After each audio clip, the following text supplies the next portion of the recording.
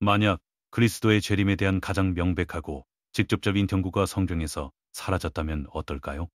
시간이 지나서 유실된 것도 아니고 실수로 파괴된 것도 아닙니다. 우리가 믿고 따르도록 배운 거룩한 성서에서 의도적으로 배제된 것이라면 말입니다.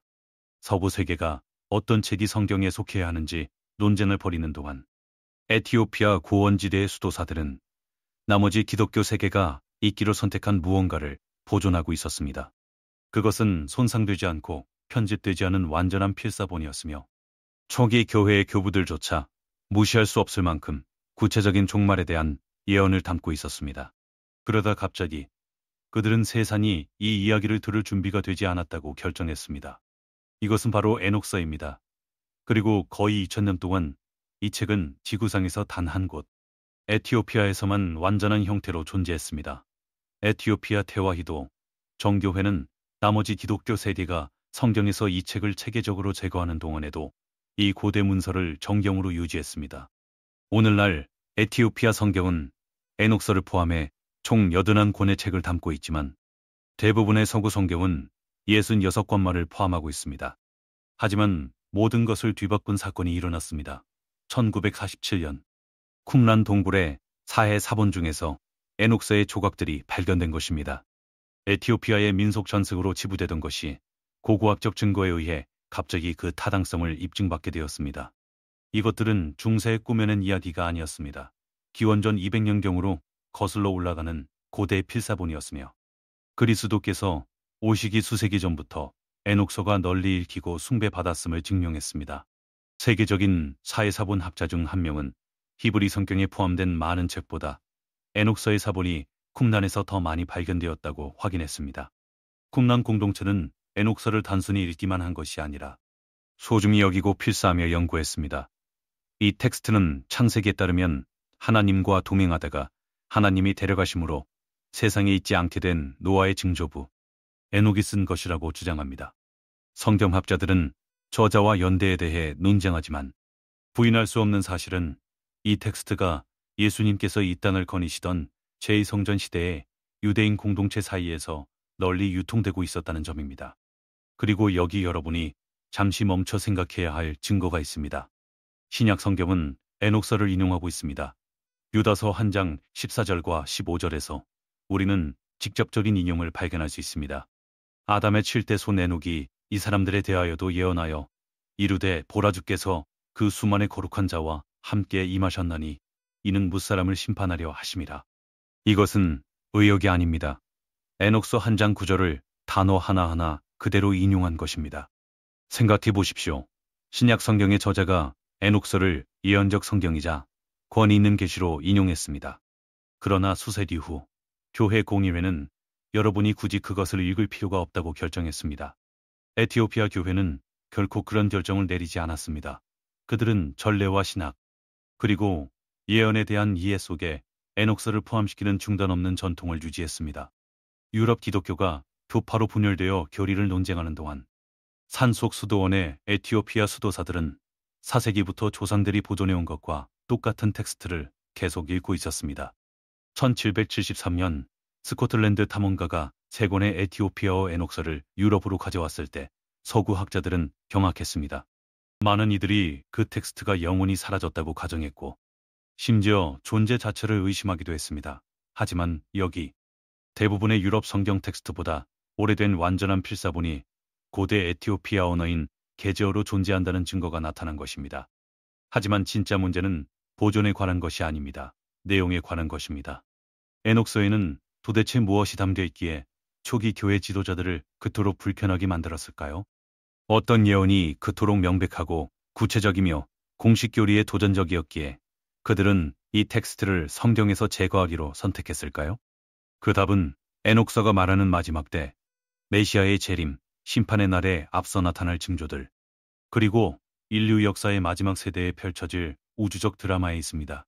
그리고 이 고대 예언을 연구하는 이들에 따르면 우리는 바로 그 세대를 살아가고 있습니다. 에티오피아 기독교인들은 이 경고를 읽는 것을 멈추지 않았습니다. 그들은 2000년 동안 이것을 연구해 왔습니다. 나머지 세상이 잊어버릴 때 그들은 기억했습니다. 다른 이들이 논쟁할 때 그들은 보존했습니다. 회의론자들이 무시할 때 그들은 믿었습니다. 이제 텍스트의 고대성을 입증하는 고고학적 증거와 초기 기독교에 미친 영향을 인정하는 학자들, 그리고 역사의 현재 시점과 일치해 보이는 패턴들이 나타나는 지금, 어쩌면 나머지 세상도 에티오피아인들이 결코 읽기를 멈추지 않았던 것에 주목해야 할 때일지도 모릅니다.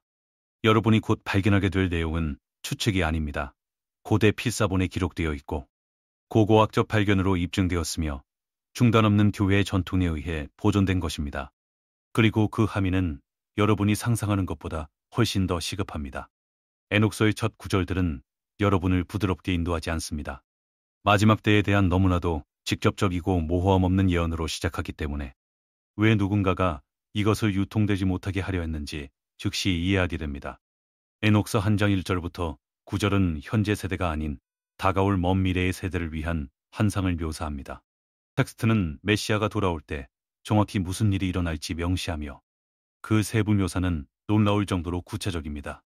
에티오피아에 보존된 필사본에 따르면 에녹은 거룩하고 위대하신 분이 이 땅의 심판을 집행하기 위해 그분의 거처에서 10,000명의 거룩한 자들과 함께 나오시는 것을 보았습니다.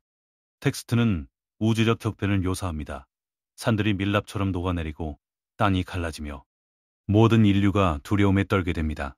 이것은 상징적인 시가 아닙니다. 미래의 사건에 대한 목격자의 지문처럼 읽힙니다.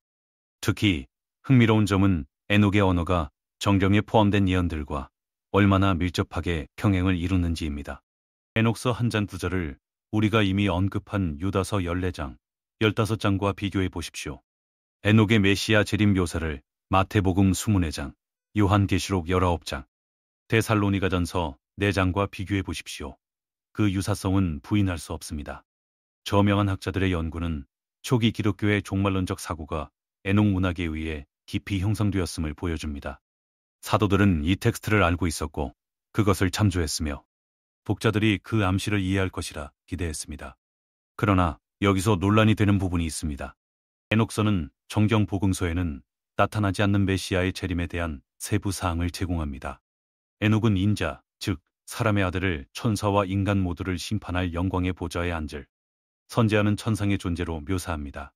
이 인물은 신성한 속성, 즉 의로움, 지혜, 모든 피조물에 대한 권세를 가지고 있습니다. 텍스트는 그가 나타날 때 왕들과 권력자들이 자신들의 통치 기간이 끝났음을 깨닫고 얼굴을 땅에 대고 엎드릴 것이라고 명시합니다. 이 예언은 그 순간에 앞서 일어날 구체적인 징조들을 포함합니다. 통치자들의 부패, 의인에 대한 억압, 계명을 잊어버린 세대, 그리고 자연 질서 자체가 무너지고 있는 것은 아닌지 사람들이 의심하게 만들 우주적 교란 같은 것들 말입니다. 익숙하게 들리지 않습니까? 초기 교회 교부들도 확실히 그렇게 생각했습니다. 2세기 말에 테르툴리아누스는 에녹서의 진정성을 명시적으로 옹호하며 노아가 홍수를 통해 그것을 보존했음에 틀림없다고 지장했습니다. 알렉산드리아의 클레멘스는 에녹서를 광범위하게 인용했습니다. 오리게네스는 신학 저술에서 그것을 참조했습니다.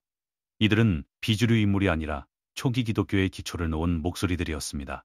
그러나 4세기에 이르러 태도가 바뀌기 시작했습니다. 초기 신자들에게 에녹서를 매력적으로 만들었던 바로 그 명백함이 교리의 경계를 확립하려던 교회 당국에는 문제가 되었습니다. 마지막 때에 대해 이토록 많은 세부 사항을 제공하고 우주적 심판에 대해 그토록 권위 있게 말하며 이름을 거론하고 예언적 정확성으로 사건을 묘사하는 텍스트는 잘못된 손에 들어가면 위험했습니다. 혹은 올바른 손에 들어가도 위험했을지 모릅니다. 왜냐하면 에녹서는 단순히 메시아의 재림을 예언하는 데 그치지 않고 그 귀환이 무엇을 의미하는지, 누가 심판받고 그 이유가 무엇인지 이해하는 틀을 제공하기 때문입니다. 그것은 인간의 행동이 우주적 결과를 초래하고 권력자들이 책임을 지게 되며 억압되었던 진실이 마침내 드러나는 도덕적 우주를 묘사합니다. 이것은 억압받는 자들에게 힘을 실어주고 억압하는 자들을 공포에 떨게 하는 예언입니다. 통제되거나 길들여질 수 없는 예언이며 종교기관 자체를 심판하는 예언입니다. 어쩌면 그래서 제거되었을지도 모릅니다. 에티오피아 교회는 그 제거를 결코 받아들이지 않았습니다. 그들은 전례에서 이 예언들을 읽고 자녀들에게 가르치며 하나님과 동행했던 에녹이 인류가 이해해야 할 종말의 환상을 받았다고 믿습니다. 그리고 이제 사회사본이 텍스트의 고대성을 확인하고 학자들이 신약 사상에 미친 영향을 인정하며 현재의 사건들이 에녹의 경고를 반영하는 듯한 패턴을 보이는 지금, 어쩌면 질문은 왜 이 책이 제거되었는가가 아니라 이 책이 드러내는 것으로 우리는 무엇을 해야 하는가일지도 모릅니다. 우리는 고대 예언들이 눈앞에서 펼쳐지는 시대를 살고 있습니다. 그러나 대부분의 사람들은 수세기 동안 인류로부터 신중하게 감추어진 불완전한 진실에 갇혀 어둠 속에 남아 있습니다. 만약 성경에서 제거된 바로 그 텍스트가 여러분이 줄곧 찾고 있던 답을 담고 있다면 어떨까요? 여러분의 길을 밝히고 이해를 강화하며 예수님 이야기 뒤에 숨겨진 진정한 목적을 드러낼 수 있는 답날입니다. 이것이 제가 여러분을 위해 이 내용을 깊이 있게 다룬 디지털 서적을 준비한 이유입니다. 이것은 단순한 책이 아니라 영적 각성이며 표면 너머를 보고자 하는 이들을 위한 도구입니다. 서구 세계가 챕을 불태우고 교리를 논쟁하는 동안 에티오피아 종교회는 조용히 급진적인 일을 하고 있었습니다. 그들은 계속 읽었습니다. 에티오피아가 에녹서 전체의 유일한 수호자가 된 이야기는 문화적 고립과 영적 신념의 힘을 보여주는 증거입니다. 동아프리카의 고원지대에 자리 잡고 산맥과 거리로 인해 로마와 콘스탄티노플에서 벌어지는 신학적 전투로부터 보호받은 에티오피아 교회는 독자적으로 발전했습니다. 그리고 그 독립성이 다른 이들이 버린 것을 보존하게 했습니다. 에티오피아 전승에 따르면 그들의 교회는 서기 1세기 사도행전 8장에서 빌립에게 세례를 받은 에티오피아 내시가 고국으로 돌아와 복음을 전했을 때 설립되었습니다. 4세기 기독교가 국교가 되었을 때 에티오피아는 이미 고대 유대 전통, 초기 기독교 텍스트, 그리고 고유한 영성이 결합된 독특한 기독교 정체성을 발전시켰습니다. 이 독특한 통합은 에티오피아 교회가 참석하지도 않은 공의회나 가보지도 않은 땅에서 자신들의 신앙 경험과 무관해 보이는 문제들을 놓고 벌인 논쟁의 결정에 얽매일 필요를 느끼지 않게 했습니다. 서기 364년 라오디게아 공의회가 어떤 책을 성경으로 간주할지 공식화하기 시작했을 때 에티오피아 기독교인들은 이미 수세대 동안 에녹서를 읽고 있었습니다. 서구 교부들이 4세기와 5세기에 텍스트의 진정성에 의문을 제기하기 시작했을 때 에티오피아 수도사들은 필사실에서 그것을 베끼며 생존을 보장하고 있었습니다. 에티오피아 교회는 후기 세기의 표준화 노력 이전의 초기 기독교가 어떤 모습이었는지를 보여주는 장을 제공합니다. 그들의 정경은 대신교나 가톨릭 성경보다 더 넓으며 초기 교회에서 널리 읽혔으나 나중에 다른 곳에서는 제거된 에녹서, 희년서 같은 책들을 포함합니다. 게지어 필사본 전통은 놀라울 정도로 일관성이 있습니다. 필사본마다 상당한 차이를 보이는 서구 성경 텍스트와 달리 에녹서의 에티오피아 사본들은 놀라운 통일성을 보여주며 이는 잘 확립되고 신중하게 유지된 텍스트 전통을 시사합니다. 이것은 부주의한 서기나 창의적인 편집자의 작업이 아닙니다. 보존을 진지하게 받아들인 공동체의 증거입니다. 그렇다면 왜 다른 이들이 에녹서를 놓아버릴 때 그들은 지키려 싸웠을까요? 에티오피아 신학자들은 간단하게 설명합니다. 그 텍스트가 그들의 성경을 이해하게 해주기 때문입니다. 에녹서는 창세기 서사의 빈틈을 채웁니다. 신약 성경 참조 구절들에 대한 맥락을 제공합니다. 악의 기원, 천사의 본성, 천국의 구조, 그리고 하나님의 성품과 계획에 부합하는 신성한 심판의 확실성을 설명합니다. 더 중요한 것은 에녹서가 에티오피아 기독교의 중심 주제들, 즉 의인의 신원 회복, 압제자의 몰락, 구원의 우주적 범위, 그리고 영적 세력의 책임에 대해 말하고 있다는 점입니다. 7세기 이슬람의 확장부터 20세기 이탈리아 파시스트의 침공에 이르기까지 역사적으로 박해를 받아온 교회에게 이러한 주제들은 학문적인 것이 아니라 실존적인 것이었습니다. 에티오피아 교회는 에녹서를 서구 신학자들이 영감의 위계를 만들기 위해 발명한 범주인 외경이나 위경으로 본 적이 없습니다. 그들에게 에녹서는 성경 그 자체입니다. 1773년 제임스 브루스가 세 권의 게지어 필사본을 유럽으로 가져왔을 때 그는 자신이 무엇을 발견했는지 이해하지 못했습니다. 그에게 그것들은 이국적인 땅에서 온 고대 텍스트, 호기심의 대상일 뿐이었습니다. 그러나 그에게 사본을 가져가도록 허락한 에티오피아 기독교인들에게 그것은 그들이 거의 2000년 동안 지켜온 보물을 나누는 것이었습니다. 오늘날 서구학자들이 초기 기독교를 이해하는 데 있어 에녹서의 중요성을 마침내 인식하게 되자 에티오피아 교회는 묘한 인내심을 가지고 지켜보고 있습니다. 그들은 처음부터 알고 있었습니다. 질문은 에녹서가 진짜인지 중요한지가 아닙니다. 에티오피아인들은 15세기 전에 그 문제를 해결했습니다. 질문은 우리가 귀를 기울이는데 왜 이토록 오래 걸렸는가입니다. 제임스 브루스가 에녹서를 유럽에 소개한 지 거의 2세기 후에도 회의론자들은 그것을 후대의 위작, 고대처럼 들리도록 쓴 중세 기독교 소설, 예언으로 포장된 에티오피아 신화라고 일축했습니다. 그러다 1947년이 왔습니다. 쿰란 근처 동굴에 돌을 던지던 베두인 양치기 소년이 우연히 고대 항아리와 함께 그런 가정들을 깨뜨렸습니다. 그 안에는 제2성전 유대교에 대한 우리의 이해를 다시 쓰고 서구 세계가 잊어버린 텍스트들을 검증할 두루마리들이 있었습니다. 그 두루마리들 중에는 에녹서의 조각들이 있었습니다. 한 카피가 아니라 여러 카피가. 예수님이 사용하셨던 아람어로 가장 오래된 에티오피아 필사본보다 수세기 앞선 기원전 200년경의 것이었습니다. 수십 년간 쿰란 텍스트를 연구한 학자들은 사해 사본 중에서 적어도 11개의 서로 다른 에녹서 필사본을 확인했습니다. 이는 히브리 성경에 포함된 많은 책보다 더 많은 사본수입니다. 쿰란 공동체는 에녹서를 소유했을 뿐만 아니라 높이 평가했습니다. 이 발견은 몇 가지 중요한 점을 입증했습니다. 첫째, 에녹서는 에티오피아의 발명품이 아니라 그리스도 이전에 널리 유통되던 고대 유대 텍스트였습니다. 둘째, 에티오피아 교회는 로마의 예루살렘 파괴 이전, 유대교와 기독교가 갈라지기 이전인 제2성전 유대교로 거슬러 올라가는 전통을 충실히 보존했습니다. 셋째, 가장 중요하게도 신성한 영감을 받았다고 믿는 거룩한 텍스트를 꼼꼼하게 필사하던 쿰란의 유대인 공동체가 에녹서를 그럴 가치가 있다고 여겼다는 것입니다. 아람어 조각들은 에티오피아 텍스트와 놀라울 정도로 정확하게 일치합니다. 이것은 중세 서기들이 이야기를 지어낸 사례가 아닙니다. 문화와 언어, 수천 년의 시간을 넘어 고대 전통이 진정으로 전승된 것입니다. 이것을 더욱 설득력 있게 만드는 것은 쿰란에 살았던 사람들이 누구인지 이해하는 것입니다. 이들은 가벼운 독자가 아니었습니다. 종교 기득권층이 부패했다고 믿어 주류 성전 유대교와 분리된 고도로 교육받은 유대학자들, 아마도 에세네파였을 것입니다. 그들은 주류 유대교가 소홀히 하거나 억압하고 있다고 생각한 텍스트들을 보존하고 있었습니다. 그들이 필사한 텍스트 중에는 성경 공동체 규칙, 시편, 주석, 그리고 에녹서가 있었습니다. 그들은 창세기나 이사야서와 나란히 에녹서를 연구했습니다. 자신의 글에서 에녹 전승을 참조했습니다. 그들은 분명히 이 텍스트를 권위 있는 성경으로 보았습니다. 제2성전 유대교 전문가들은 에녹 유대교가 이 시기 유대 사상의 주요 흐름이었으며 결국 랍비 유대교가 된 전통과 경쟁했을 가능성이 있다고 주장합니다.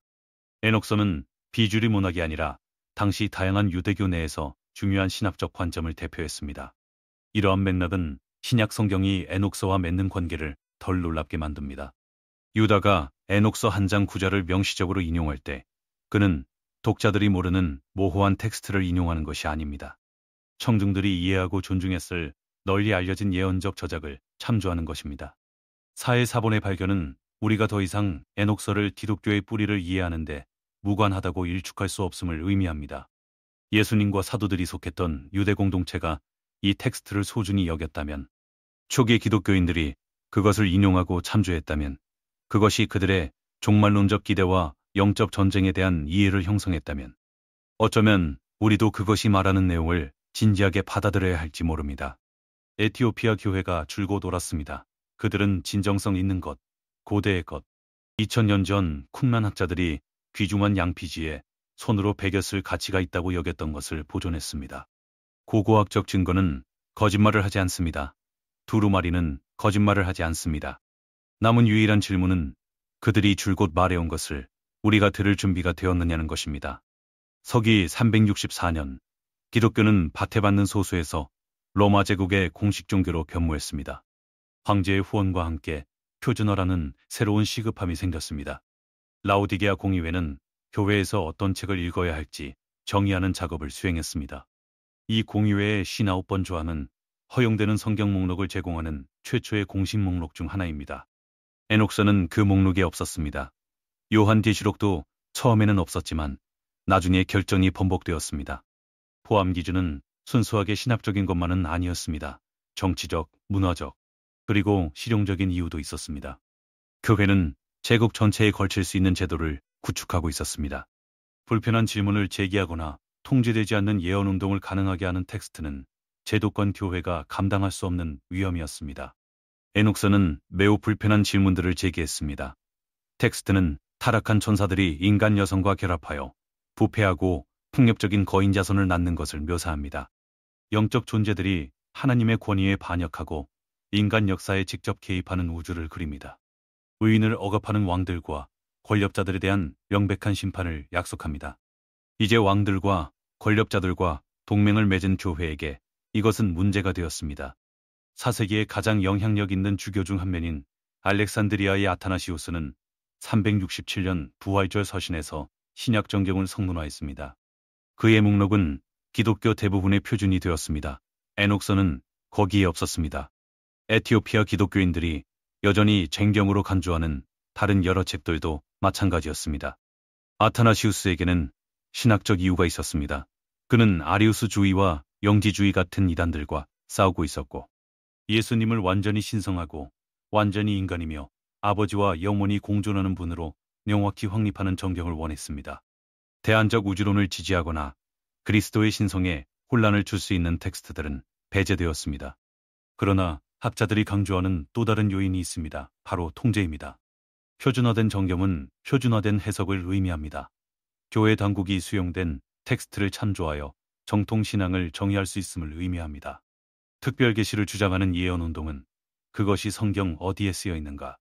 라는 도전받을 수 있습니다. 에녹서가 위험했던 이유는 그것이 성경에, 적어도 초기 기독교인들이 알던 성경에 쓰여 있었기 때문입니다. 정경에서 제거한다고 해서 그 영향력이 즉시 지워지진 않았지만 세대를 거치며 기독교 세계 대부분에서 그 텍스트는 모호함 속으로 밀려났습니다. 라틴어 성경인 불가타를 번역한 제롬은 에녹서를 접했지만 번역에 포함하지 않기로 했습니다. 그의 논리는 유대학자들로부터 받은 히브리 성경에 그 텍스트가 없다는 것이었습니다. 물론 없었을 것입니다. 랍비 유대교는 성전 파괴 후 신학적 재정비와 관련된 그들만의 이유로 에녹서를 제쳐두었습니다. 초기 중세에 가장 영향력 있는 서구 신학자 아우구스티누스는 그 엄청난 고대성을 이유로 에녹서의 진정성에 의문을 제기했습니다. 홍수 이전의 텍스트가 어떻게 살아남을 수 있었겠냐는 것이었습니다. 그의 회의론은 제롬의 배제와 결합하여 서구 기독교에서 에녹서의 운명을 결정지었습니다. 하지만 여기서 무슨 일이 일어나고 있는지 주목하십시오. 텍스트들이 거짓으로 판명되었기 때문이 아니라 불편하기 때문에 배제되고 있습니다. 고대적 증거가 부족해서가 아니라 부상하는 교회 구조에 도전하기 때문에 배제되는 것입니다. 이러한 권력역학 외부에서 발전한 에티오피아 교회는 결코 이러한 결정을 받아들이지 않았습니다. 그들은 라오디게아에 없었습니다. 그들은 아타나시우스가 자신들의 정경을 정의할 권위를 인정하지 않았습니다. 그들은 조상들이 보존한 텍스트를 계속 읽었습니다. 이것이 교회사 역사가 중요한 이유입니다. 성경에 대한 결정은 오직 신의 계시로만 내려진 것이 아닙니다. 정치의 영향을 받고 신학적 논쟁에 의해 형성되며 제도적 권력을 통해 실행된 주교들의 공의회에 의해 내려졌습니다. 이것을 이해한다고 해서 여러분이 아는 성경을 거부할 필요는 없지만 호기심을 가져야 합니다. 또 무엇이 제쳐졌으며 왜 그랬을까요? 표준화가 보존보다 중요해졌을 때 우리는 무엇을 잃었을까요? 에티오피아인들은 보존을 선택했고 그들이 보존한 것은 이 세대가 읽어야 할 바로 그것일지도 모릅니다. 창세기 6장 1절에서 4절은 성경 전체에서 가장 난해한 구절 중 하나를 포함하고 있습니다. 하나님의 아들들이 사람의 딸들의 아름다움을 보고 자기들이 좋아하는 모든 여자를 아내로 삼는지라. 당시의 땅에는 네피림이 있었고 그 후에도 하나님의 아들들이 사람의 딸들에게로 들어와 자식을 낳았으니 단 4구절입니다. 정경 텍스트에서 얻을 수 있는 것은 그게 전부입니다. 설명도 세부사항도 이 하나님의 아들들이 누구인지 네피림이 무엇을 의미하는지 왜 이 사건이 하나님께서 땅을 홍수로 심판하기 직전에 언급될 만큼 중요한지에 대한 맥락도 없습니다. 에녹서는 창세기가 생략한 전체 이야기를 제공합니다. 에녹서 6장에서 16장은 감시자들의 타락이라 불리는 사건을 묘사합니다.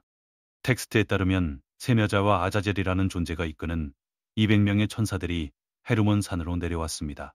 그들은 신의 법을 어기고 있다는 것을 알면서도 맹세를 하고 인간 여성들을 아내로 삼았습니다. 그러나 이것은 단순히 금지된 관계에 관한 것만이 아니었습니다. 이 감시자들은 인간에게 우리가 알지 말았어야 할 것들을 가르쳤습니다. 아자젤은 인간에게 전쟁 무기 만드는 법을 가르쳤습니다. 다른 감시자들은 마법, 점성술, 그리고 유혹을 위한 화장품과 장신구 사용법을 가르쳤습니다. 그들은 숨겨져 있어야 할 천국의 비밀을 누설했습니다. 이 결합의 자손인 네피림은 거대한 크기와 식욕을 가진 거인들이었습니다. 에녹서에 따르면 그들은 인간이 생산한 모든 것을 먹어치우고 그 후에는 인간을 잡아먹기 시작했습니다. 그들은 폭력적이고 부패하고 파괴적이 되어 땅을 피로 채웠습니다. 이것이 하나님께서 홍수를 보내신 이유입니다. 단순히 인간이 악해서가 아니라 이 천사들의 범죄로 인해 피조세계 자체가 오염되었기 때문입니다. 네피림은 파괴되어야 했고 감시자들은 감금되어야 했으며 세상은 재설정되어야 했습니다. 고대 세모와 성경 신학을 전문으로 연구한 마이클 하이저 박사는 이 서사가 제2성전 유대교에서 널리 받아들여졌음을 광범위하게 기록했습니다. 이것은 비주류가 아니라 주류였습니다. 예수님 시대의 유대인들은 에녹서의 서사를 통해 창세기 6장을 이해했습니다. 초기 기독교인들도 마찬가지였습니다.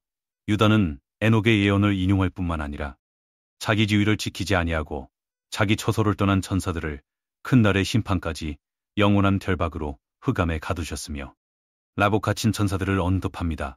베드로도 그의 두 번째 서신에서 이를 반영합니다. 하나님이 범죄한 천사들을 용서하지 아니하시고 지옥에 던져 어두운 구덩이에 두어 심판 때까지 지키게 하셨으며 두 사도 모두 에녹서의 감시자 이야기를 암시하고 있습니다. 그들의 독자들은 이 창조를 즉시 이해했을 것입니다. 그렇다면 왜 이 서사는 결국 억압되었을까요? 한 가지 이유는 그것이 천사론을 복잡하게 만들기 때문입니다. 천사가 영적으로 뿐만 아니라 육체적으로 반역할 수 있다면, 자손을 낳을 수 있다면, 인간의 유전과 문명에 직접 개입할 수 있다면 이는 제도권 교회가 피하고 싶어 했던 신학적 질문들을 엽니다. 또 다른 이유는 진행 중인 영적 전쟁이 많은 사람들이 인정하기 편한 것보다 더 구체적임을 시사하기 때문입니다. 타락한 천사들이 한때 인간 문명을 너무나 철저히 타락시켜 하나님께서 세상을 파괴하셔야 했다면 그들이 다시 시도하는 것을 무엇이 막겠습니까? 에녹서는 그들이 다시 시도하고 있음을 암시합니다. 텍스트는 죽은 네피림의 영혼이 귀신이 되어 인간을 빙의하고 타락시키려는 육체 없는 존재가 되었다고 말합니다. 감시자들 자신은 감금되어 최종 심판을 기다리고 있습니다. 이것은 신화가 아닙니다. 악의 기원, 귀신의 활동 본질, 구원의 우주적 범위를 설명하는 신학적 틀입니다. 그렇지 않으면 구약 서사와 단절된 것처럼 보이는 신약의 영적 전쟁 구조들을 이해하게 만드는 틀입니다. 에티오피아 교회는 이 이야기를 읽는 것을 멈추지 않았습니다. 그들은 가르치고 믿으며 세상이 왜 이런 상태인지, 메시아의 재림이 왜 단순히 인간을 심판하는 것이 아니라 영적 세력들에게 책임을 묻는 것을 포함하는지 이해하는 데 필수적이라고 봅니다. 어쩌면 그것은 이 세대가 들어야 할 경고일지도 모릅니다. 예언은 모호할 때 인상적이지 않습니다. 어려운 시기가 올 것이다라는 말은 인류 역사의 어떤 시대든 묘사할 수 있습니다. 예언을 설득력 있게 만드는 것은 구체성입니다. 검증할 수 있는 세부사항, 인식할 수 있는 패턴, 한 시대를 다른 시대와 구별하는 징조들입니다. 에녹서는 그 구체성을 제공합니다. 에녹서 91장에서 93장은 학자들이 주위키의 묵시록이라 부르는 것을 포함합니다. 인류 역사를 10주 위키로 나누고 각 주가 중요한 시대를 나타내는 예언적 타임라인입니다. 이 타임라인에 따르면 우리는 현재 대심판 직전의 마지막 주간에 살고 있습니다. 하지만 이 타임라인을 넘어 에녹은 마지막 세대의 구체적인 특징을 묘사합니다. 그리고 그것을 읽을 때 현대와의 공룡은 충격적입니다. 에녹서 94장은 죄가 증가할 뿐만 아니라 구체적으로 사람들이 악을 선이라 하고 선을 악이라 부르는 때를 묘사합니다. 진실을 말하는 자들은 침묵당하고 거짓말쟁이들은 찬사를 받습니다. 권력자들은 자신의 이익을 위해 정의를 왜곡하고 가난한 자들은 의지할 곳이 없습니다. 에녹서 99장은 경제적 억압을 자세히 설명합니다. 부자들은 자원을 축적하고 다른 이들은 굶주립니다. 이미 가진 자들이 아무것도 없는 자들의 것을 빼앗습니다. 상인들은 부정직한 저울과 측정을 사용합니다. 텍스트는 이 세대의 사람들이 영적으로는 파산 상태이면서 우리는 보물로 부자가 되었다라고 말할 것이라고 구체적으로 언급합니다. 100점은 폭력과 전쟁이 전례 없는 수준으로 고조되는 것을 묘사합니다. 자연재해의 빈도가 증가합니다. 지구가 사람들을 놀라게 하는 방식으로 변화하여 자연 질서 자체가 무너지는 것은 아닌지 의문하게 만들 것이라고 구체적으로 언급합니다. 아마도 가장 흥미로운 점은 에녹이 기록된 지식에 접근할 수 있지만 그것을 사람들을 미혹하는 데 사용하는 세대를 묘사한다는 것입니다. 거짓 교사들이 진리의 말을 속임수와 섞어 변질시켜 평범한 사람들이 진실과 거짓을 구별하는 것을 거의 불가능하게 만드는 때입니다. 에녹서 주석의 권위자인 조지 니콜스버그 박사는 이 예언들이 유대교의 위기 상황에서 기록되었지만 저자가 인류 역사의 마지막 시대에 심화될 것으로 예상한 조건들을 묘사한다고 지적합니다. 이 예언들이 중요한 이유는 단순히 부패와 재난을 묘사해서가 아닙니다. 모든 시대에 그런 일은 있었습니다. 중요한 것은 그 결합과 강도입니다. 에녹은 도덕적 전도, 경제적 불평등, 환경적 위기, 정보의 혼란, 영적 기만이 동시에 일어나는 것을 묘사합니다. 텍스트는 이것들이 무작위적인 문제가 아니라 인류가 신의 질서에서 완전히 이탈한 근본적인 상태에 연결된 증상들이라고 시사합니다. 그리고 이러한 징조들이 수련될 때 그것을 경험하는 세대는 자신들이 신의 개입 직전의 시기에 살고 있음을 이해해야 한다고 지적합니다. 에티오피아 교회는 수세기 동안 이 예언들을 읽어왔지만 그들의 학자들은 중요한 점을 지적합니다. 이전 세대들은 이것을 미래의 사건으로 읽었지만 현재 에티오피아 신학자들은 점점 더 이것을 현재의 현실로 읽고 있습니다. 이것은 날짜를 정하는 것이 아닙니다. 에녹서는 날짜를 제공하지 않습니다. 에녹서가 제공하는 것은 패턴입니다. 마지막 세대를 이전의 모든 세대와 구별하는 인식 가능한 조건들의 구성입니다. 우리가 그 세대에 속해 있다고 믿는지 여부는 부분적으로 현재 사건을 어떻게 해석하느냐에 달려 있습니다. 하지만 부인할 수 없는 것은 에녹이 마지막 때의 고유한 특징으로 묘사한 조건들, 즉 도덕적, 경제적, 환경적, 영적 위기의 구체적인 결합이 수세대 동안 없었던 방식으로 현대의 경험과 공명한다는 점입니다. 에티오피아인들은 2000년 동안 이 경고를 읽어왔습니다. 그들은 이것이 중요하다고 믿는 것을 멈추지 않았습니다. 어쩌면 그들은 줄곧 이 순간을 위해 준비하고 있었을지도 모릅니다. 예수님은 복음서에서 자신을 81벌이나 인자 선 오브 맨하고 지칭하셨습니다. 이것은 메시아나 하나님의 아들이 아니라 그분이 선호하신 자기의 호칭이었습니다. 학자들은 수세기 동안 이 호칭이 무엇을 의미하는지 논쟁이 왔습니다. 어떤 이들은 단순히 인간을 의미한다고 제안했고 다른 이들은 직접적인 메시아 주장을 피하는 겸손한 방식이라고 생각했습니다. 소수만이 다니엘서 7장 13절에 인자 같은 이와의 연관성을 인식했습니다. 하지만 결정적인 맥락을 제공하는 또 다른 텍스트가 있으며 초기 기독교인들은 그것을 잘 알고 있었습니다. 에녹서 46장에서 48장은 학자들이 에녹의 비유라고 부르는 내용을 담고 있습니다. 이 부분에서 에녹은 천국 환상을 보는데 거기서 인자 또는 선택받은 자라고 불리는 인물을 봅니다. 이것은 평범한 인간이 아닙니다. 선지자는 천상의 존재입니다. 에녹의 환상에 따르면 이 인자는 몇 가지 구체적인 특징을 가지고 있습니다. 그는 창조 이전에 하나님의 임재 안에 감추어져 있었습니다. 그는 완벽한 의와 지혜를 구현합니다. 그는 영광의 보좌에 앉습니다. 그는 천사와 인간 모두를 심판할 권세를 가집니다. 그가 나타날 때 왕들과 통치자들은 자신들의 권력이 끝났음을 깨닫고 그 앞에 엎드릴 것입니다. 신약의 기독론과의 평행은 놀랍습니다. 요한복음은 태초의 말씀이 되시니라. 이 말씀이 하나님과 함께 계셨으니로 시작합니다. 이는 예수님을 창조 이전에 하나님과 함께 계셨던 선지하는 존재로 묘사하는데 정확히 에녹이 인자를 묘사하는 방식입니다. 요한계시록 19장은 예수님이 심판하고 전쟁을 권세를 가지고 많은 면류관을 쓰고 백마를 타고 돌아오는 모습을 그립니다. 왕들과 군대가 그에게 맞서지만 패배하고 그의 통치가 확립됩니다. 이것은 에녹의 환상과 정확히 일치합니다. 마태복음 25장은 예수님이 마지막 심판을 묘사하실 때 인자가 자기 영광으로 모든 천사와 함께 올 때에 자기 영광의 보좌에 앉으리니 라고 기록합니다. 용어와 이미지가 에녹의 묘사와 직접적으로 평행합니다.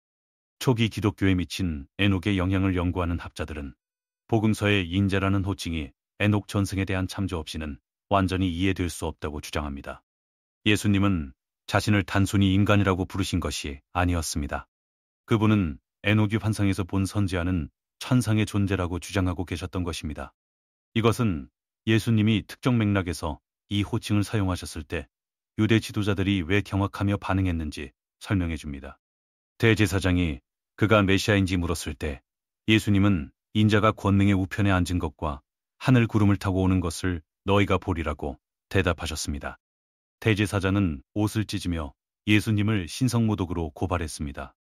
왜냐하면 예수님은 자신이 에녹과 다니엘의 그 신성한 인자, 즉 자신을 신문하는 종교 당국을 포함하여 세상을 심판할 권세를 가진 존재라고 주장하고 계셨기 때문입니다. 초기 기독교인들은 이것을 이해했습니다. 그들이 에녹의 인자 묘사를 읽었을 때 그들은 예수님을 보았습니다. 예수님의 인자에 대한 언급을 읽었을 때 그들은 그분이 에녹이 예언한 정체성을 주장하고 계심을 이해했습니다. 이 상호 텍스트적 연결은 1세기 신자들에게 분명했습니다. 에녹서는 그들에게 모호한 책이 아니었습니다. 그것은 그들의 신학적 어휘였고 예수님이 누구라고 주장하셨는지 이해하는 개념적 틀이었습니다. 정경에서 에녹서를 제거한 것이 이 연대를 지우지는 않았지만 모호하게 만들었습니다. 수세대에 걸친 기독교인들은 예수님의 자기 지칭을 완전히 이해할 수 있게 만드는 맥락을 잃어버렸습니다. 에티오피아 교회는 그 맥락을 결코 잃지 않았습니다. 그들은 2000년 동안 복음서와 나란히 에녹의 비유를 읽어왔습니다. 그들에게 예수님이 인자라는 주장은 신비한 것이 아닙니다. 그것은 신성한 정체성과 종말론적 권위에 대한 명시적인 선언입니다. 예수님이 돌아오실 때 에녹과 신약 성경 모두에 따르면 그분은 개인뿐만 아니라 국가, 영적 세력, 모든 피조물의 심판자로 돌아오십니다. 그분이 선택하신 호칭 인자는 겸손에 관한 것이 아니라 에녹의 예언이 묘사한 가장 높으신 지위를 주장하는 것이었습니다. 그리고 초기 기독교인들은 그분이 무엇을 의미하는지 정확히 알고 있었습니다. 에녹서 중간에는 예언서에 올리지 않아 보이는 내용이 묻혀 있습니다. 바로 상세한 천문 관측과 달력 계산입니다. 에녹서 72장에서 82장은 천체들의 책 또는 천문학 책이라 불리며 태양의 움직임, 달의 위상, 별들의 경로, 그리고 가장 중요하게는 거룩한 시간을 결정하기 위한 올바른 달력의 구조에 대한 정밀한 묘사를 담고 있습니다. 현대 독자들에게 이것은 이상한 탈선처럼 보일 수 있지만 고대 독자들에게 이것은 결정적인 정보였습니다. 왜냐하면 에녹에 따르면 인류의 달력이 부패했고 그 부패는 하나님의 정해진 시간을 이해하는데 심각한 결과를 초래했기 때문입니다. 에녹이 묘사하는 달력은 태양력으로 정확히 364일로 구성되며 91일씩 4개의 동단 계절로 나뉩니다. 이것은 매 분기가 같은 요일에 시작되는 완벽하게 대칭적인 해를 만들어 절기가 매년 예측 가능한 날에 오도록 합니다. 이것은 전통적으로 유대교에서 사용된 태음력과는 근본적으로 다른데 태음력은 354일이며 계절과 맞추기 위해 주기적인 윤달이 필요합니다. 이것이 왜 중요할까요? 에녹에 따르면 타락한 천사들이 인류에게 잘못된 달력 체계를 가르쳤기 때문입니다. 잘못된 달력을 사용하는 것은 잘못된 시간에 절기를 지키는 것을 의미합니다. 그리고 절기가 하나님이 인간 역사와 교차하는 정해진 예언적 표지라면 잘못된 달력을 사용하는 것은 그 약속을 놓치는 것을 의미합니다. 사해사본은 쿰란 공동체가 에녹서에 묘사된 것과 동일한 364일 태양력을 따랐음을 확인해 주었습니다. 그들은 예루살렘 제사장들이 부패한 태음력을 채택했다고 믿었고 이것이 그들이 성전 예배에서 분리된 이유 중 하나였습니다. 이 달력 논쟁을 광범위하게 연구한 학자들은 이 갈등이 단순히 날짜에 관한 것이 아님을 보여줍니다. 그것은 거룩한 시간, 제사장의 정통성, 예언의 성취에 대한 경쟁적인 신학적 이해를 나타냈습니다. 에티오피아 기독교인들이 보존한 또 다른 텍스트인 희년서는 이 에녹 달력을 강화하며 이것이 하늘의 서판에 기록되어 있고 시간을 측정하는 영원한 신성한 방식이라고 말합니다. 여기서 종말 예언을 이해하는데 흥미로운 점이 있습니다. 만약 역사에 대한 하나님의 개입 시간이 특정 달력과 연결되어 있고 그 달력이 유실되거나 부패했다면 누가 예언 성취의 타이밍을 정확하게 예측하거나 인식할 수 있겠습니까? 이것은 예수님이 마지막 때의 시기에 대해 물었을 때 그날과 그때는 아무도 모르나니 라고 말씀하신 이유를 설명할 수 있습니다. 올바른 달력이 사라졌다면 정확한 타이밍 계산은 불가능해집니다. 에녹 전승을 연구하는 일부 학자들은 진정한 달력의 회복이 마지막 세대에게 필수적이며 마지막 때의 징조에는 의도적으로 숨겨지거나 잃어버린 지식의 재발견이 포함된다고 제안합니다. 에티오피아 교회는 다시 한번 이 지식을 잃지 않았습니다. 그들은 여전히 유대교 및 서구 기독교 달력과는 구별되는 에녹 정승의 요소를 보존한 달력 체계를 사용하여 절기를 계산합니다. 이 달력 논쟁의 예언적 중요성을 갖든 아니든 그것은 중요한 무언가를 보여줍니다. 정경에서 에녹서를 제거한 것은 단순히 이야기와 예언을 배제한 것이 아니라 초기 신자들이 하나님의 계획을 이해하는데 필수적이라고 여겼던 포괄적인 우주론적, 시간적 틀을 배제한 것입니다. 에녹서의 천문학 섹션은 탈선이 아니라 기초입니다. 그것은 시간 자체의 신의 질서가 우주에 기록되어 있으며 영적 전쟁에는 그 질서에 대한 인류의 이해를 타락시키려는 시도가 포함된다는 것을 확립합니다. 수세기 동안 이 텍스트를 읽어온 에티오피아 기독교인들에게 이것은 완벽하게 이치에 맞았습니다. 우주는 신의 법칙에 따라 작동하고 타락한 천사들은 그 질서를 방해하려 하며 예언은 언제 올바른 질서가 회복되고 그것을 타락시킨 자들이 언제 심판받을지 인식하는 것에 관한 것입니다. 에녹서에 대한 서구 기독교의 지우기는 즉각적인 것이 아니라 수세기에 걸쳐 점진적으로 이루어졌습니다. 초기 교부들이 에녹에 대해 실제로 말한 것을 이해하면 그 배제가 만장일치나 논란의 여지가 없는 것이 아니었음을 알 수 있습니다. 기독교의 가장 영향력 있는 초기 신학자 중 일부는 이 텍스트를 옹호하고 인용하며 장려했습니다. 서기 200년경 북아프리카의 테르툴리아누스는 에녹서의 진정성에 대해 가장 강력한 변호를 제공했습니다. 그는 홍수 이전 텍스트가 어떻게 살아남았는지 의심하는 회의론자들에게 노아가 증조부의 글을 소중히 여겨 보존했을 것이라고 주장했습니다. 더 중요한 것은 테르툴리아누스가 에녹서를 추측이나 전설이 아닌 신성한 영감을 받은 계시인 성경으로 보았다는 점입니다. 하지만 3세기 초 율리우스 아프리카누스가 텍스트의 전승 역사에 의문을 제기하면서 태도가 바뀌기 시작했습니다. 그의 회의론은 후대 교부들에게 영향을 미쳤습니다. 제롬과 아우구스티누스 시대에 이르러 서구 기독교는 에녹서를 배제하는 쪽으로 움직였습니다. 제롬의 이유는 유대인들이 거부했으니 기독교인들도 거부해야 한다는 것이었고, 아우구스티누스는 천사와 인간의 결합에 대한 생생한 묘사가 신학적 혼란을 초래할 것을 우려했습니다. 그러나 에녹서가 정경에서 배제되는 동안에도 기독교 사상에 대한 그 영향력은 지속되었습니다. 천사들의 타락을 묘사한 중세 예술, 에녹 전승에서 가져온 악마 기원에 대한 신학적 논의, 에녹의 언어를 반영하는 그리스도, 재림에 대한 종말론적 기대 등 텍스트는 공식 믹록에서 제거되었지만 그 사상은 이미 기독교에 너무 깊이 스며들어 지워질 수 없었습니다.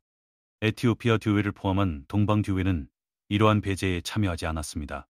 그들은 에녹을 옹호한 초기 교부들의 글을 읽었고 진로를 바꿀 이유를 찾지 못했습니다. 이 역사적 퇴적은 중요한 사실을 드러냅니다. 성경 정경은 하늘에서 완성된 채로 내려온 것이 아닙니다. 인간에 의해 조립되고 위원회에서 논쟁하고 정치의 영향을 받고 기독교 전통마다 다르게 확정되었습니다. 에티오피아 교회는 가지 않은 길을 대표합니다. 만약 후대의 제도적 우려보다 초기 목소리가 우세했다면 기독교가 어떤 모습이었을지를 보여줍니다. 그리고 초기 소스들이 재발견되고 재평가되는 우리 시대에 서구의 주도를 따르지 않은 에티오피아인들의 거절은 고집스러운 전통주의가 아니라 예언적 지혜처럼 보일 수 있습니다. 에티오피아 신학적 전통에 따르면 각 세대는 감시자들의 영향력에 직면하기 때문에 이 텍스트를 만나야 합니다. 에티오피아 관점에서 에녹서가 기독교 대부분에서 숨겨진 데에는 이유가 있으며 그 이유는 궁극적으로 섭리적인 것이었습니다. 텍스트는 서구 기독교를 형성한 신학적 논쟁에 의해 오염되거나 변질되지 않도록 고립 속에 보존되었습니다. 더 넓은 계시를 위한 때가 왔을 때 그것이 필요한 세대에게 원래의 명료함으로 말하기 위해서였습니다. 에티오피아 해석에 따르면 그때는 바로 지금입니다. 여러 에티오피아 신학자들은 최근 수십 년 동안 나타난 예언적 패턴을 주목합니다. 서구가 거부했던 텍스트를 검증한 1947년 사해 사본의 재발견, 에티오피아 및 비서구 전통이 마침내 더 넓은 청중에게 들리게 된 기독교의 세계화, 고대 필사본을 전 세계에 신속하게 번역하고 전파할 수 있는 기술적 능력, 이것들은 무작위적인 발전이 아닙니다. 에녹이 예언한 마지막 때를 대비하여 숨겨진 지식이 회복되고 있다는 징조로 묘사됩니다. 더 구체적으로 에티오피아 학자들은 억압받는 자들의 신원 회복에 대한 에녹의 강조를 지적합니다. 텍스트는 소외되고 침묵당하고 착취당한 자들을 대신하여 하나님께서 개입하실 것을 반복해서 약속합니다. 자신이 건드릴 수 없는 존재라 생각했던 권력자들은 책임을 지게 될 것입니다. 억압되었던 진실은 드러날 것입니다. 이슬람의 확장, 유럽 식민주의, 공산주의 박해 등 역사적 시련을 통해 신앙을 지켜온 에티오피아 기독교인들에게 이것은 추상적 신학이 아니라 삶의 경험입니다. 그들은 억압받는 자들이었고 그들의 진실이 무시당하는 것을 지켜보았으며 하나님이 보시고 기억하시고 행동하실 것이라는 에녹의 약속을 붙잡았습니다. 이 세대를 위한 에티오피아 학자들의 구체적인 경고는 날짜를 예측하거나 적그리스도를 식별하는 것이 아닙니다. 패턴을 이식하는 것입니다. 부패가 사회의 모든 수준에 도달할 때, 진실이 거짓과 구별되지 않을 때, 자연 피조물 자체가 인간의 착취에 반항하는 것처럼 보일 때, 사람들이 세상에 근본적으로 잘못된 무언가가 있음을 감지하지만 그것이 무엇인지 설명할 수 없을 때, 그때가 에녹의 예언이 가장 적절해지는 때입니다. 왜냐하면 그것들이 신의 개입을 목격할 세대의 특징이라고 에녹이 말했기 때문입니다. 에티오피아 교회는 2000년 동안 이 순간을 준비해왔습니다. 두려움이 아니라 확신으로. 날짜를 예측하는 것이 아니라 진리를 보존함으로써, 권력에 타협하는 것이 아니라 증거를 유지함으로써 말입니다. 이 세대에게 보내는 그들의 메시지는 간단합니다. 우리가 읽어온 것을 읽으십시오. 우리가 이해해온 것을 이해하십시오. 우리가 인식해온 것을 인식하십시오. 경고는 줄곧 거기에 있었습니다. 구원지대에 보존되어 고립으로 보호받고 언젠가 세상이 서구가 이띠로 선택한 것을 들어야 할 날이 올 것이라 믿었던 충실한 증인들에 의해 유지되었습니다. 모든 것을 발견한 후 남은 한 가지 질문은 이것입니다. 에녹서는 정경 텍스트가 말하지 않는 그리스도의 재림에 대해 실제로 무엇을 드러내는가? 답은 간단하면서도 심오합니다. 에녹서는 우주적 맥락을 제공합니다. 정경 복음서는 예수님의 재림을 묘사하고 요한계시록은 심판과 갱신의 생생한 이미지를 제공하며 다니엘서는 예언적 타임라인을 제공합니다. 하지만 에녹서는 인간 역사 이전에 시작되어 결정적인 신의 승리로 끝날 영적 전쟁의 관점에서 왜 이 모든 것이 중요한지 설명합니다. 에녹의 포괄적인 서사에 따르면 메시아의 재림은 단순히 신자를 구하거나 불신자를 처벌하는 것이 아닙니다. 타락한 천사들이 타락시킨 우주 질서를 회복하는 것입니다. 수천 년간의 기만과 파괴에 대해 영적 세력들에게 책임을 묻는 것입니다. 억압된 진실과 거부된 정의를 바로잡는 것입니다. 에녹서 한 장 9절은 그 장면을 묘사합니다. 보라, 그가 수만의 거룩한 자들과 함께 오시나니 심판을 집행하시고 악인을 멸하시며. 하지만 이 심판은 임의적이지 않습니다. 에녹의 예언은 새 부류가 책임을 지게 된다고 명시합니다. 반역한 감시자들, 그들과 동조한 인간 통치자들, 그리고 진실보다 기만을 선택한 자들입니다. 반대로 새 부류가 신원 회복을 경험합니다.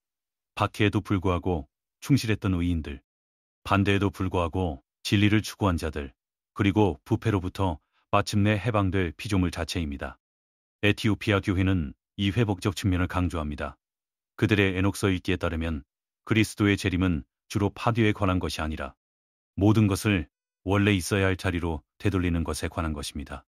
감시자들이 도입한 영적 부패, 부패한 통치자들이 가능하게 한 구조적 억압, 인간의 탐욕으로 인한 환경 파괴, 이 모든 것이 다루어지고 역전될 것입니다. 이것이 에녹서가 위험하다고 간주된 이유입니다. 그것은 단지 미래에 대한 예언이 아니라 현재에 대한 심판입니다. 현재의 권력 구조가 아무리 오래되고 정당하다고 주장하더라도 다가오는 결산을 견디지 못할 것임을 드러냅니다. 에녹이 그리스도의 재림에 대해 제공하는 구체적인 계시는 이렇게 요약할 수 있습니다. 그것은 무작위적이지 않을 것입니다. 예측 불가능하지 않을 것입니다. 준비된 사람들을 기습하지 않을 것입니다. 에녹은 날짜가 아닌 명확한 징조들, 계산이 아닌 특징들을 묘사합니다. 숨겨진 지식에 접근할 수 있는 세대, 자연 및 사회 질서가 동시에 악화되는 시간, 사람들이 설명할 수 없더라도 임박한 변화를 감지하는 순간, 그리고 가장 중요하게도 에녹은 이 세대가 선택에 의해 특징지어질 것이라고 강조합니다. 여러분은 드러나고 있는 진실이 여러분이 배운 모든 것에 도전하더라도 그것과 동조하겠습니까? 아니면 진실을 받아들이는 것이 너무 많은 변화를 요구하기 때문에 편안한 거짓에 매달리겠습니까? 에티오피아 교회는 2000년 동안 에녹서를 보존함으로써 그 선택을 확장해 왔습니다. 이제 기술은 그 선택이 모든 곳의 모든 사람에게 동시에 도달하게 합니다. 금지된 계시는 더 이상 금지된 것이 아닙니다. 이용 가능하고 검증 가능하며 점점 더 관련성이 높아지고 있습니다. 남은 것은 모든 사람이 내려야 할 선택입니다. 숨겨진 것을 조사하겠습니까? 배운 것을 제고하겠습니까? 다가오는 것을 준비하겠습니까? 에티오피아인들은 수세기 전에 선택을 내렸습니다. 그들은 편의보다 보존을, 수용보다 진리를, 안락보다 준비를 택했습니다. 그들은 나머지 기독교가 잊어버린 경고를 읽고 있었습니다. 이제 그 경고가 빛을 보게 된 것은 학자들이 재발견해서가 아니라 그것을 가장 필요로 하는 세대가 마침내 도착했기 때문입니다. 채널을 구독하고 알림 설정을 켜두어 미래의 계시를 놓치지 마십시오. 다음 영상에서도 수세기 동안 숨겨져 있던 진실을 계속 파헤칠 것입니다. 끝까지 시청해 주셔서 감사합니다. 다음 탐구에서 뵙겠습니다.